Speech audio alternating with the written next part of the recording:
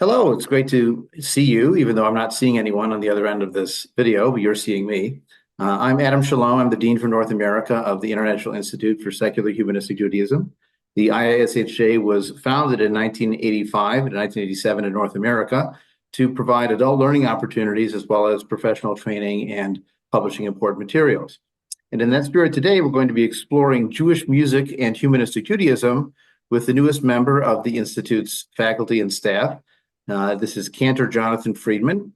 He has worn many organizational hats in his career and even currently. He recently joined the ISHJ as our associate professor and admissions director. Also, he is currently the co-host of the podcast Amusing Jews. He is the ceremonial leader for Adat Chaverim Congregation for Humanistic Judaism in Los Angeles. He is also the director of the Jewish Museum of the American West, and a prolific author and editor and more. He is proving that the gig economy is not just for musicians or Uber drivers, it also applies to Jewish academics. So, Jonathan, thanks for joining me and in the broader picture, joining us at the Institute. I thought it might be interesting to hear a little bit about your Jewish journey and how you landed in humanistic Judaism. Yeah, that could be a long story, and I'm sure boring for not only me, but everybody else listening. It kind of did start when I was born into a rather secular Jewish family that, like many in the 80s and 90s, was nominally affiliated with the Reform congregation. We would sort of go through the motions, but, I never really even it never crossed my mind that Jews even believed in God. I thought we talked about stories as stories when we were learning about the Bible, and even going through the ceremonies, sort of giving lip service to ancient vocabulary. But because of my own home life and the friends that I hung out with, the topic of God really never came up. So I think I was a humanistic Jew from the get-go, even though there was not vocabulary to kind of put that into context for me. So, fast forward. Part of this was just boredom, sitting through ceremonies, particularly the holiday services, and looking for a way out, but still being connected, which meant joining the choir. So I joined the choir, got interested in Jewish music from a musician's perspective. And one thing led to another. I went to cantorial school, not really with the goal of being a full-time cantor, but really to learn more of the history and the musicological elements of the material and sort of the ethnomusicology behind everything. And fortunately, after I graduated cantorial school, I took a job as a professor of Jewish music history, and certainly on the side as a part-time cantor for a couple of decades, until that got also very boring for me in a Reform congregation. And so I answered a call in advertisement to become an educator at Los Angeles's humanistic Jewish community, Adat Chaverim, and my role there evolved into the community leader, which I've had the fortune of being for about 13 years or so. And I guess that's the long story short. But ultimately, I think if we're going to summarize, I think boredom was the motivator. I know people answer calling. I'm so For me, it inspired. was boredom. So obviously you have a strong interest in Jewish music that you've referenced as a cantor by professional training, books you've written, community leadership. I mean, the picture on the Adat Chaverim homepage is you with a guitar. That's very much in character. But one of the challenges when we talk about Jewish music, and sometimes this applies to Jewish culture more broadly, is we assume we all know the content of what we're talking about. What counts as Jewish music.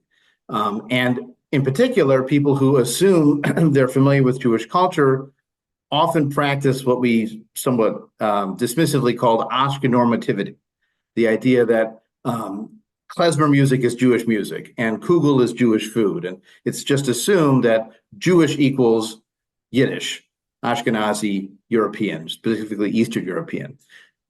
In fact, one of the first programs that we did together was a weekend of seminar experiences that was held in California on Jewish music, but it was called A World of Jewish Music. trying to get beyond that Ashken normative piece. And I think your talk was called something like Beyond Klezmer, which is an important step to take. In fact, my own family background, my mother's family were Yiddish-speaking Ashkenazi Jews, but my father's family were Sephardic, actually, they called themselves Sephardic. They were really Mizrahi Syrian Jews. And so their home cooking, their music was very different from that Ashken normative Yiddish European experience. So, given that we know it's not just the Ashkenazi world, nevertheless, when you talk about a culture that defines a genre, there has to be some kind of boundaries to what counts as Jewish music and what doesn't. So I'm curious for your approach to that question. Yeah, I have a cop-out approach, if I can call it that. Are there boundaries? I don't know. I mean, boundaries shift, the borders are porous. We can use all these analogies.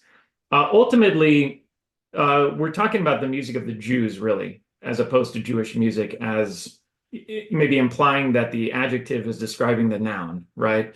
That in fact, Jews have used music throughout Jewish history for different occasions, for different reasons, both, so to speak, secular and so to speak, sacred, but really just as human beings. There is no culture that has been found throughout human history that doesn't have some kind of music. So what constitutes Jewish music versus other kinds of music is really who is doing it, who is listening to it, who is receiving it, as opposed to the music itself. And because of that, it's like whenever you try to create boundaries, there are way too many exceptions for that set of boundaries to even be justified. It's sort of like Tevye in Fiddler on the Roof. On the one hand, on the other hand, on the one hand, on the other hand. And then ultimately you end up with a very ambiguous thing that we, again, just sort of call Jewish music, but it's not a monolith. We can go way into the weeds on this stuff. There's the Jewishness of Tin Pan Alley music of the turn of last century. There's the Jewishness of the punk rock scene. Of course, we could look at classical things like Hasidic enclaves or 19th century Central European synagogue music and those sort of like bread and butter subjects in Jewish musicology.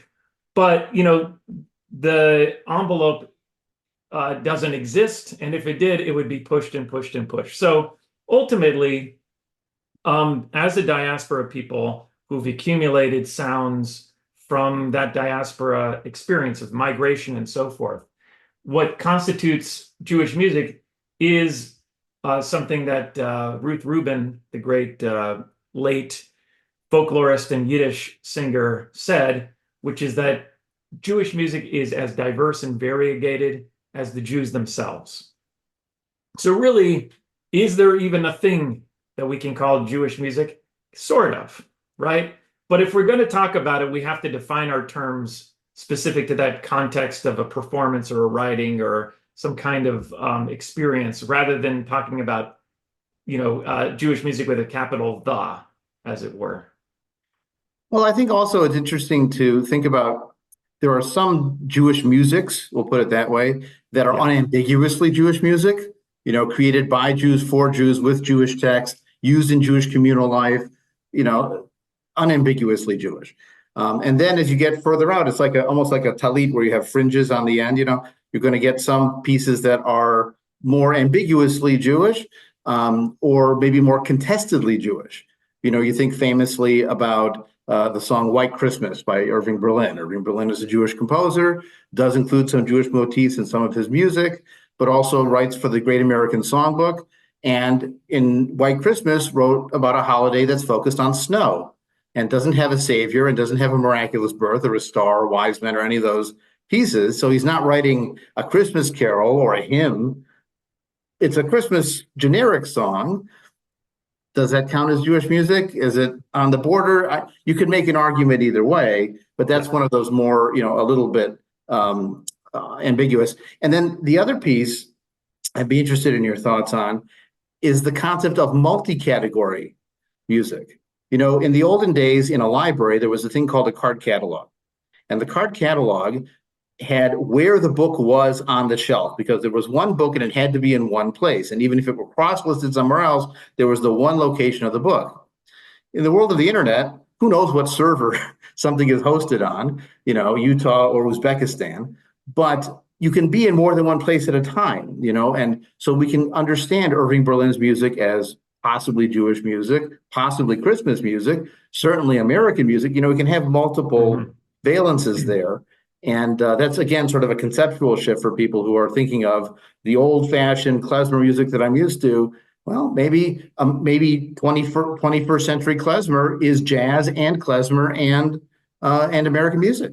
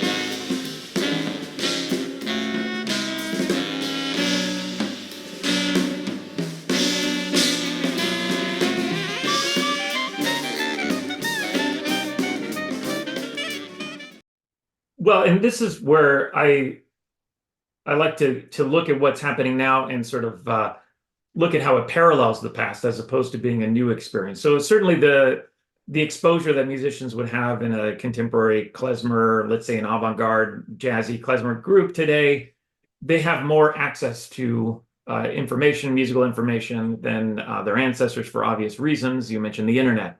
So that is true, but even when we talk about klezmer music, which even as a genre term, that's a 20th century term for this sort of ambiguous thing that developed conventions, which is, I think, what you're talking about when we talk about things that might be conceived as unambiguous, because conventions develop over time and people start to sort of routinize certain sounds and certain expectations.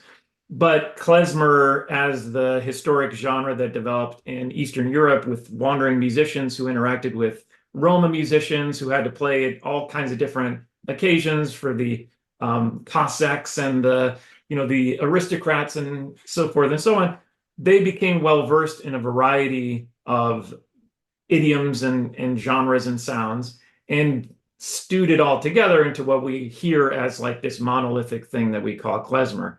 So even underneath the sort of normative is a variety of layers and ingredients. So I'll give you an example from my own experience. I think that ties into your, I think, very astute observation about the intersections that create sounds and the different categories we could put it in. When I was in middle school, I got really into the music of Cab Calloway, the great singer and band leader. And I kind of intuitively heard him as a Jewish singer, even though he was black and even though certainly all the jive and everything was coming from the African American experience. But it turns out I wasn't wrong because he was very much in New York, sort of interacting with Jewish musicians. Some people even call him an Afro-Yiddishist because of his what I heard as cantorial stylings in the way that he sang the minor modalities of a lot of the music that he did. I mean, for me, Cab Calloway's music has always been Jewish. So there's even like that listener approach to Jewish music that can turn something that maybe others wouldn't hear as such into, the music of the Jews because you are a Jew processing this music as Jewish. So it gets very exciting, but also very frustrating if you're looking for boxes.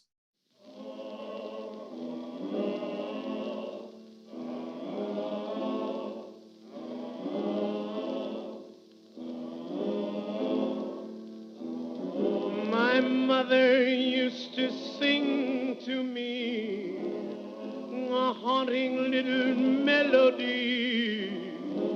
Nobody knows where it came from or where it was composed.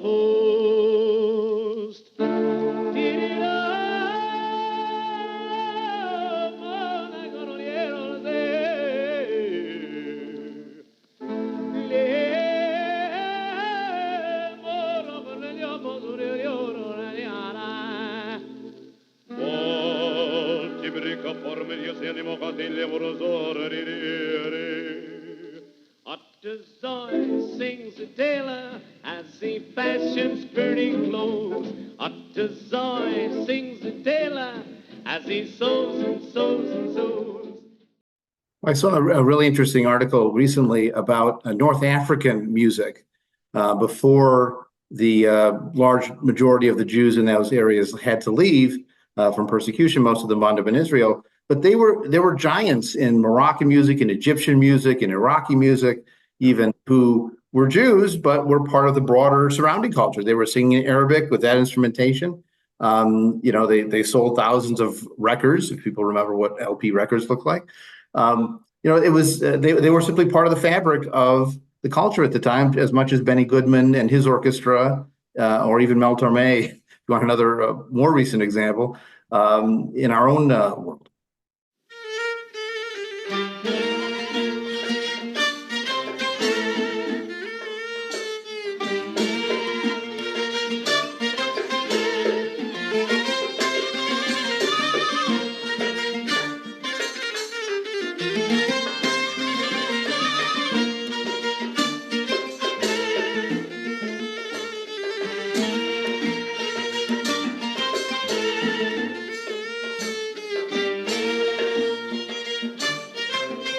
والله عجبني جمالك جمالك والله عجبني جمالك جمالك يا بديع الجمال الجمال يا بديع الجمال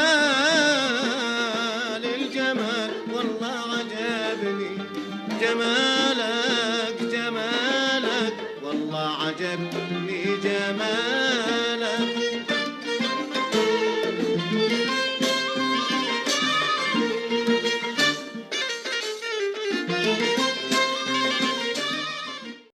Yeah, so when we're talking about Jewish contributions to the broader culture, for me as a secular humanistic Jew, that's actually more interesting and more of my instinct. When, of course, I'm teaching cantorial students and so forth, we focus so much on music of the synagogue, music of ritual, music of, sort of unambiguous Jewish ceremony, that we forget that that's only a small sliver of what can be understood to be Jewish music. So these contributors, whether it's in the Middle East or in American pop music or wherever, for me, that's just as Jewish, because I'm coming at it from this cultural perspective as, Kol Nidre or something like that. Well, I wonder, though, if the intent or the intended audience has anything to say about that. I understand in a postmodern world, the author's intent is mostly irrelevant. But, somebody who's writing cantorial music to be used at a high holiday service has more Jewish intent in the music than a North African singer who's writing a pop love song to be sung for broader consumption, I would think. I mean, their Jewishness is part of the creator that's there. But I would give Jewish creators the freedom to create non-Jewish culture. That is, I don't want to be a biological essentialist, as they say, lahavdil, making a distinction. But the Nazis called Einstein's physics Jewish physics because a Jewish physicist made it. Where I would say it's just physics. So Well, how do we thread that needle? Yeah, it becomes, again, I'm not going to argue that someone who's writing for a synagogue service is probably specifically writing Jewish music in that sense. However, I mean, the Nazis also identified Max Bruch, who probably harbored some anti-Semitic ideas himself. Not probably, he did. And he wrote the famous cello version that is often done in Kol Nidre services. of Kol Nidre. And, they identified him as a Jewish composer because he wrote that piece of music, even though he wasn't Jewish. So, Right. The intent of his writing that was really more of kind of a part of a broader folk music of the world project that he was doing. And he certainly wasn't writing it for the Jews, even though he recognized that the Jews liked it and that was good for business. So I think the way that I would sort of parse all of this is if we understand that Jewish culture exists beyond specifically Jewish events and activities, which I believe it does, then I can't say that someone writing for the synagogue is more Jewish in that context than, Irving Berlin might have been when he was writing White Christmas. I don't want to be the judge of that. I see them both as Jewish music. And we can talk about why, specifically example to example, this thing constitutes Jewish music as opposed to saying, well, this is really Jewish music and this is only Jewish music to those who find it to be Jewish. Yeah. I mean, I wouldn't object to saying that a non-Jewish person can create Jewish culture, Sure. because again, it's who's using it, it's the context, it's this complex identity. People don't realize that the director of Fiddler on the Roof, the movie version, Norman Jewison, despite his name, is not Jewish. He also made Jesus Christ Superstar, by the way, the movie version. And he was always assumed to be Jewish by everybody through his whole life, but he's not Jewish, and yet he created this beautiful piece of Jewish culture, even for those who never saw the stage show. So I wanted to shift from sort of the cultural definitions question to something that's more musicology. I do Jewish history, I do Jewish culture, I do not do Jewish musicology. I barely sing in the shower. But what I was going to ask you is there such a thing as a Jewish melody that's separate from lyrics or composer or use or cultural context? Well, I guess there's like another yes and no answer because we're dealing with conventions, right? If we hear something as Jewish, it's usually because what we think of as tradition is this beautiful formula of usage plus time. And that over time, certain things start to sound Jewish to us. If you look back in the 1970s with people like Debbie Friedman, who were introducing the folk rock sound into Jewish ritual, at the time, that was really frowned upon by the cantorial establishment, by conservative Jewish people, by people who listened to them and said, that does not sound Jewish. 50 years later, that is essentially the Jewish tradition of liberal, it's the traditional sound of liberal Judaism today.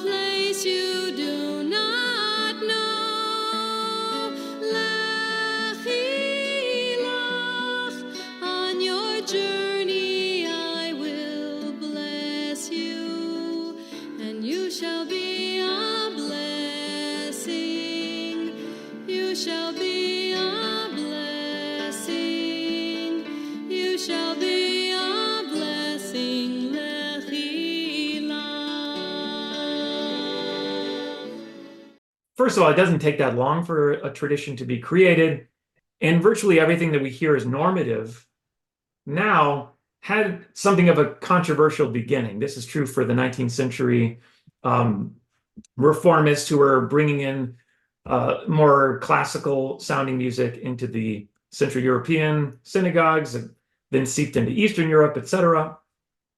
So the melody itself, as like an artifact, I don't know if you could say that this sounds uniquely Jewish, right?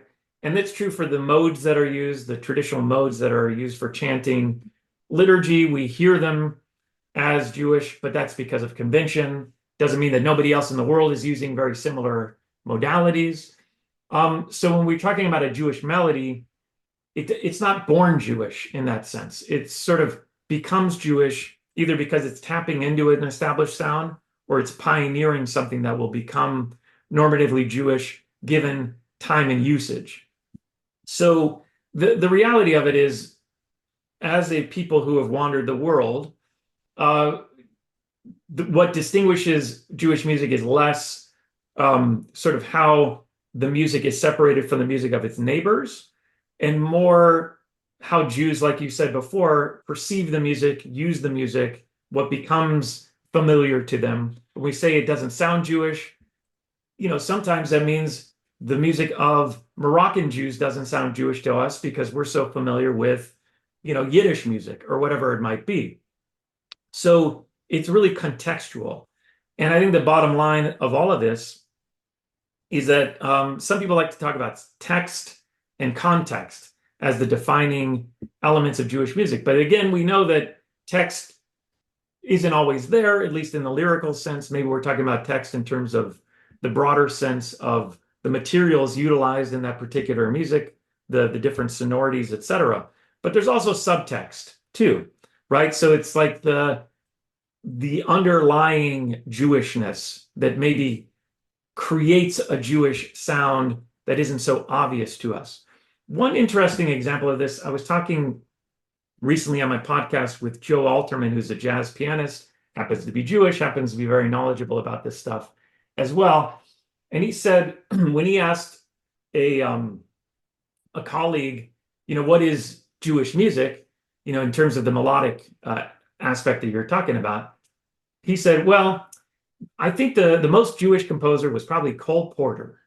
And we know that Cole Porter, amongst the Tin Pan Alley contributors, was the sort of notoriously the one who wasn't Jewish.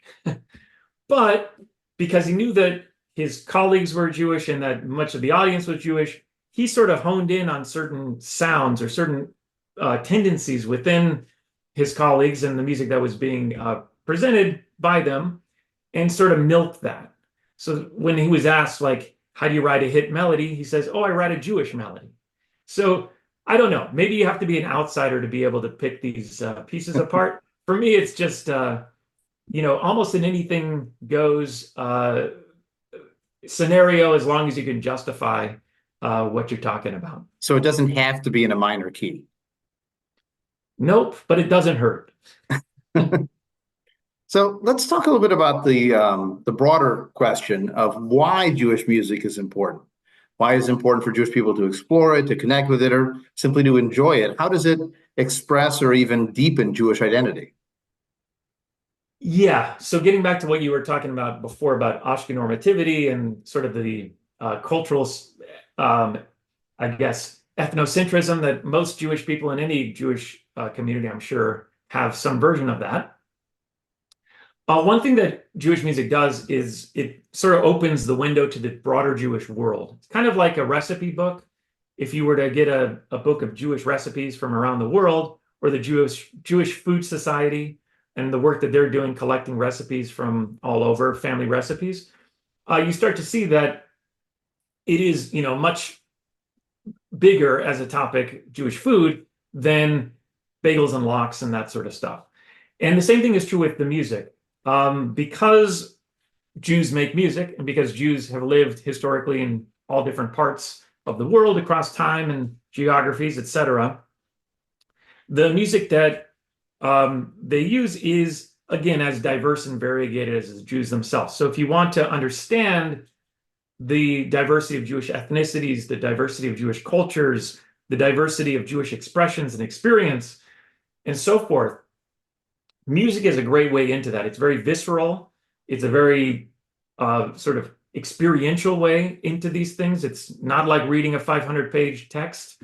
It's an immediate experience of this diversity. So if you start to appreciate the diversity of Jewish music, this is what I tell my students, you start to appreciate the diversity of Jews, right? And that includes you and anybody else who ever listens to this stuff. And truly, the music of the Jews is a reflection of Jewish experience. So it's a great place to start. I mean, I'm thinking of the ingredients in Jewish foods are different from different places because of what grows and thrives there. Different varieties of koroset. Well, the same is true with music. Different instruments are going to be popular in different places, different rhythms and different melodies, notation, the Arabic lilting sound that we don't have enough notes for in our scale, that's native for many Eastern Jews, Mizrahi Jews, to experience. And the other thing I love about Jewish music, just personally, is that it activates a different part of my brain. I'm a very verbal person, and Jewish culture historically has been very verbal. Read this, say this, study this, write that. It's very word focused. Music is a different way of appreciating the world and understanding things, just like cooking is, just like dancing is. Mm-hmm.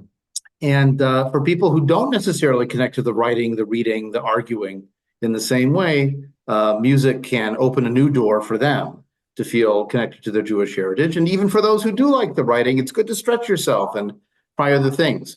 When I go to a classical music concert, I'm not counting the beats and checking the key signature and hearing all the subtleties that my children who were trained in classical music can do.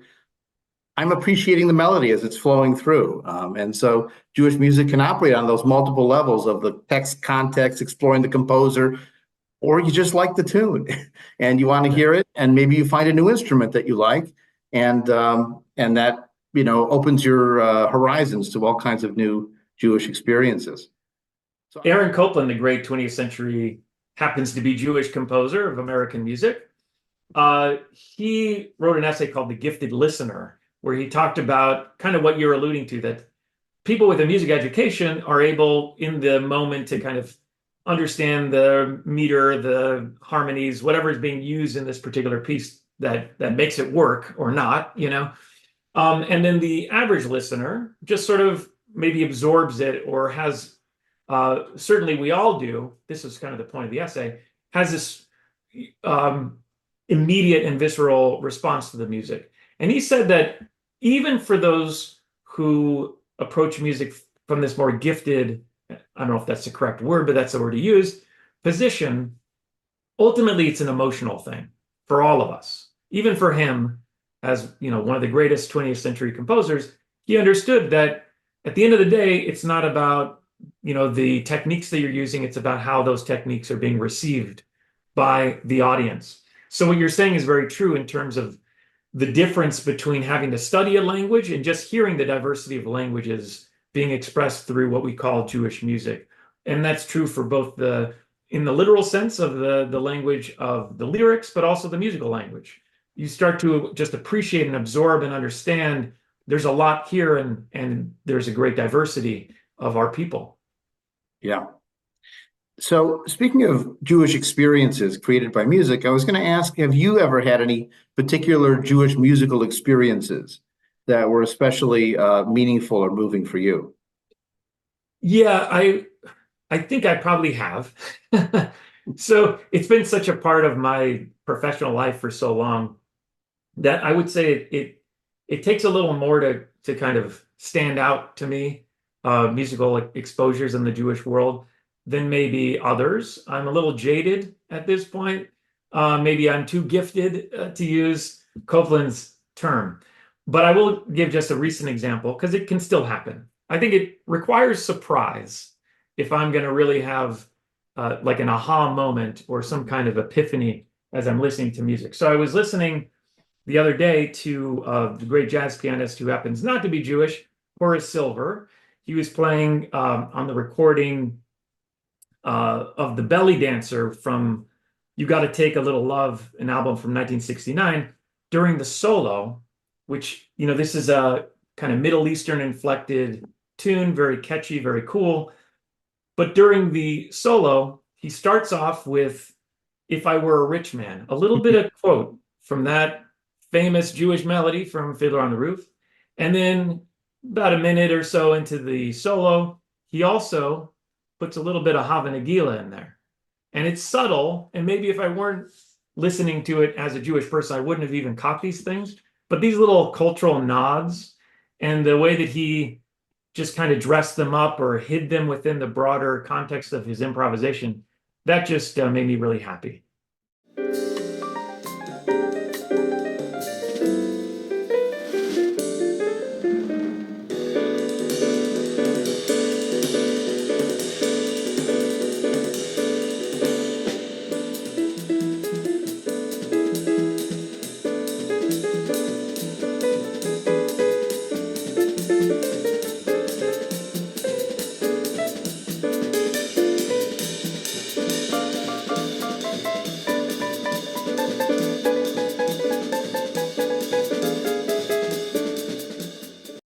I had a very moving musical experience once, and it wasn't by design, and it was a song I had heard a jillion times before.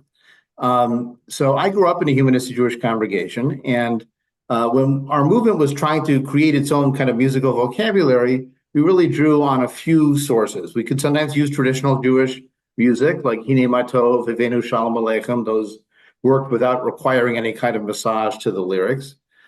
Sometimes we could adapt traditional texts, like the traditional Oseh Shalom, he will make peace, becomes Na'aseh Shalom, we make peace, but you can clap at the same point in the song and the melody works the same.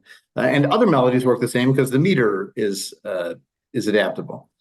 We certainly drew in Israeli music, much of which was secular and totally appropriate to our purposes. And then we also wrote our own material.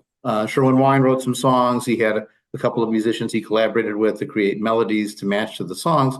And one of the songs that he wrote is a very short one called Shima'u, which translated is, listen now, you lovers of love. Hear this, you seekers of happiness.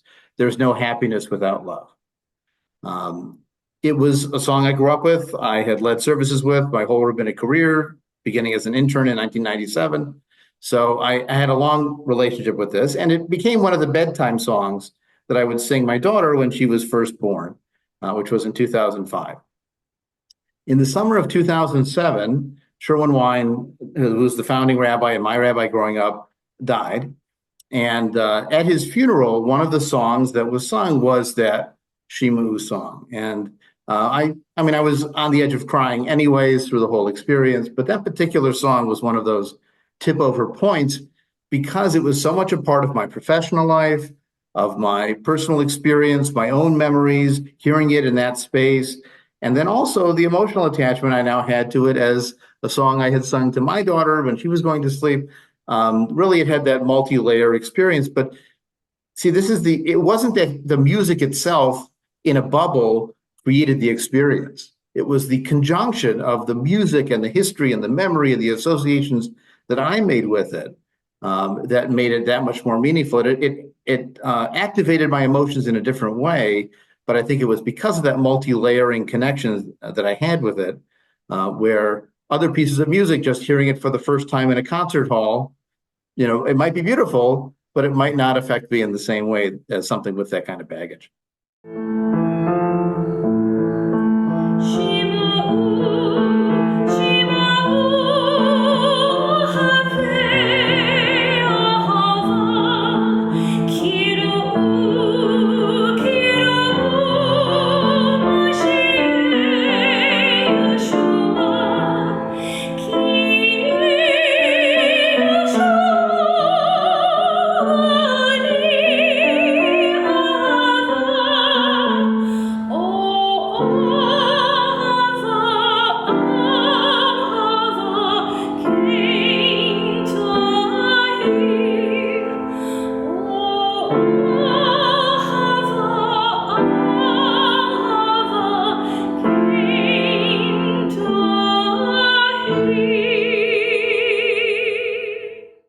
The great thing about that example is it hit you in the moment, and then later you can reflect and try to understand why you were reacting the way that you did. And that's the beauty of the layers as well, is that there's the sort of intimate experiential moment of receiving music or playing music, and then there's the analysis that can happen afterwards, and that can sustain our interest in this music as well.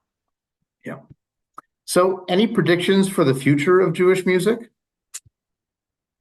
Yeah, I try not to make predictions because they're invariably going to be wrong. So instead, I'll look at history. So there are trends that have really taken over and maybe exaggerated over the years, really beginning in the 19th century when the term Jewish music was actually coined.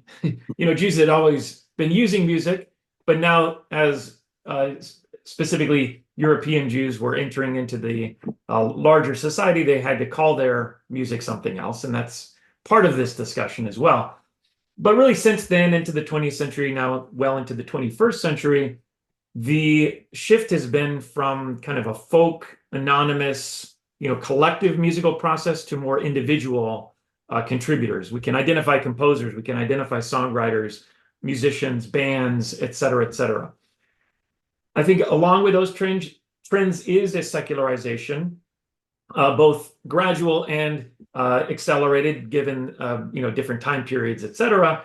But moving away from kind of the synagogue specific music and into musical contributions that are more recognized as such in the broader world. So these two things combined, I think we're going to hear a lot more individual voices and a lot more diversity of voices. And my hope, actually, as a musicologist, this is just between you and me and everyone else who might be watching this, is that when we talk about Jewish music, our instinct is not to think first of synagogue music, but rather of music of the broader Jewish culture. Because, like I said before, synagogue music is only a tiny sliver of the music that we might, hear or understand to be Jewish music. And I think as we move into an age more and more where synagogues are dwindling, or at least traditional structures of synagogues are becoming less popular among younger people, et cetera, there's still going to be Jewish music, but it's going to be this individual, very diverse sound. So I just anticipate more and more unique, idiosyncratic, eclectic music in the future. I would also guess that some of that formerly synagogue music will make its way out of the synagogue into that popular vocabulary. I mean, you get plenty of individual recording artists who are using material from the canon of synagogue music, but are drawing on it for more creative work. So something to sort of bounce off what you were saying, there's a famous example among fans of the band Fish, the jam band. And in fact, there's a wonderful new book that just came out on Jewish identity and Fish.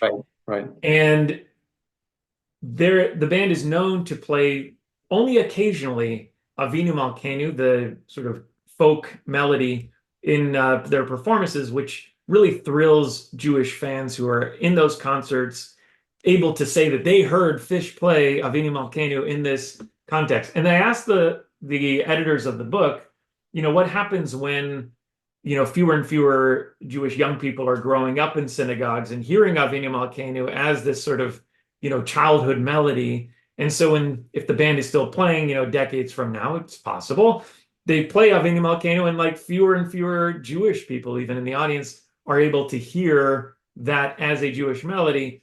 I think, it's an interesting thought that, we can ponder. But I think what you're saying is true, that maybe the tipping point of this sort of secular, sacred binary as we still kind of inhabit will be when that music becomes so much a part of the secular culture, something like Avinu Malkeinu that is just heard as Hava Nagila, or some just generic Jewish folk song that doesn't even need to be tied to the synagogue in order to be heard as Jewish.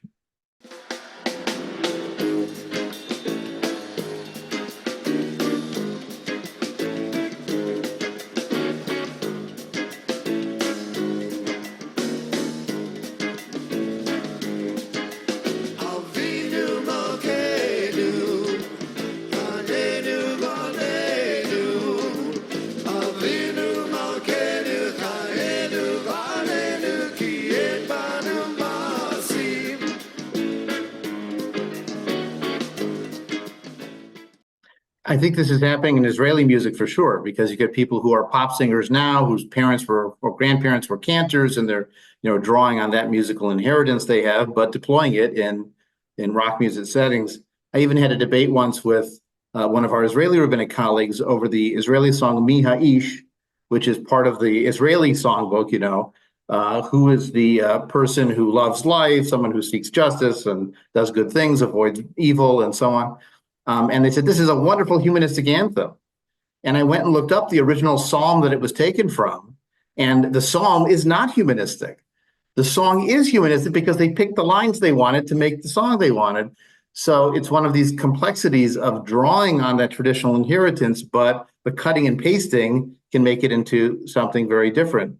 And I think that we'll find Jewish music emerging from synagogues into the public square will have a bit of that eclectic pick and choose approach for the resonance, for the melody people recognize, even if it's not the synagogue experience in body. And then when people go back to synagogue once or twice a year, or for a funeral or something like that, and they'll say, "Oh, it's like that Fish song," and they'll like the reference the other direction.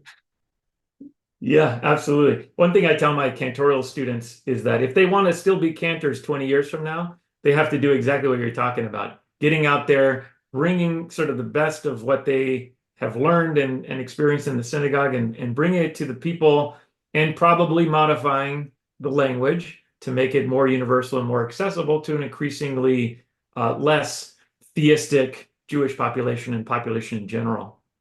Right. Well, this was great. I was thrilled to have the chance to explore your specialty, Jewish music, with you. And I know we'll be doing other programs going forward, and you'll be doing some programs for the Institute's YouTube channel as well. Any last thoughts on Jewish music, past, present, future? No, just listen.